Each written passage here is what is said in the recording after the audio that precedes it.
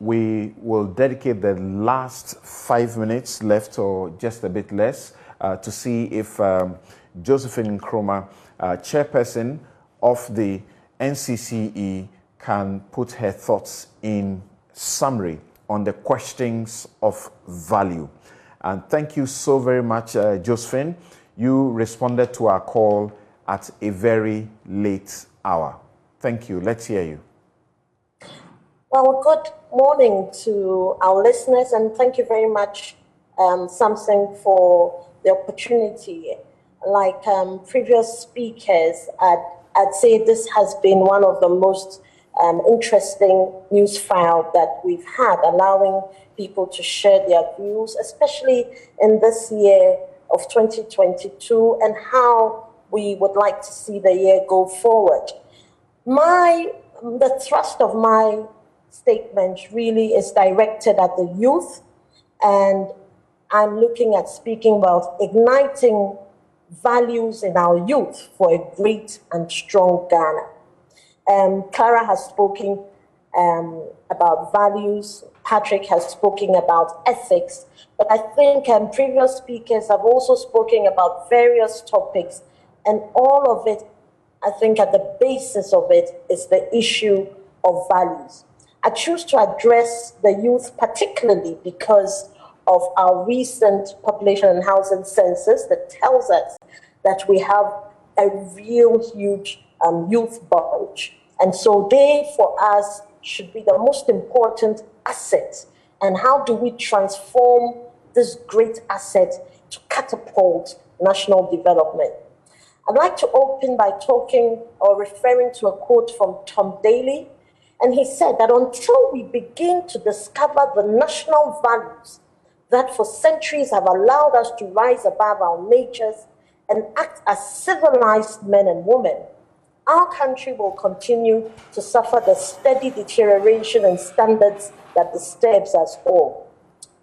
Tom Daley is American, or was American, but I am very confident that his sentiments resonate with the context that we live in the Ghana today. Our previous speakers have spoken about justice. We want the law to work.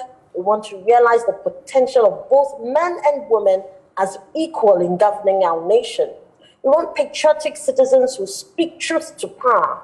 We desire the rule of law and not selective justice. We want improved systems of goods and services available to all equally.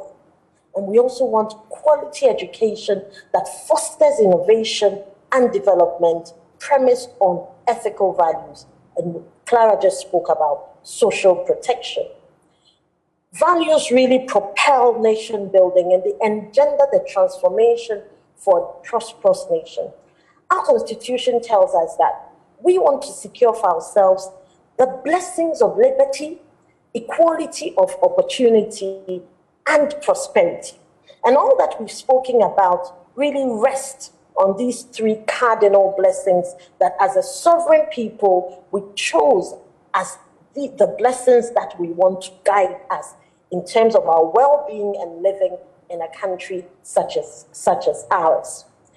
The values of integrity, honesty, discipline, self-governance, hard work, service to humanity, patriotism, the pursuit of excellence must guide us all in the various facets of life, whether it is home, work, education, religion, media, sports, arts, science and research, business and economic affairs, and finally, governance and politics. Undoubtedly, anchoring the values alluded to in every facet of life is what will give us the blessings that we have desired for ourselves. My view really is that we are at a precipice as a nation.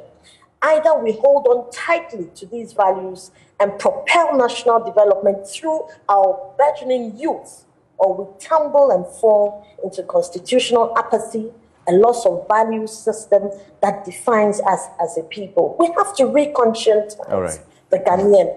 We must be deliberate and intentional about it, and I would therefore charge leaders. I just wrap up and say, charge leaders that if we're going to be intentional deliberate and purposeful in our quest to be strong, great and strong, in our quest to secure for ourselves these blessings of liberty, equality of opportunity, and prosperity, then we must act in concert as Ghanaians. I charge the Minister of Education that we should have a policy and action plan with clearly devised strategies that anchor our education in the values that are targeted at real internalization of values in our youth, so that they can lead the country to the great transformation to be a great and strong nation. Thank you so very much, Ms. Josephine Nkrumah, Chairperson, National Commission for Civic Education, NCCE. We can't thank all of you enough.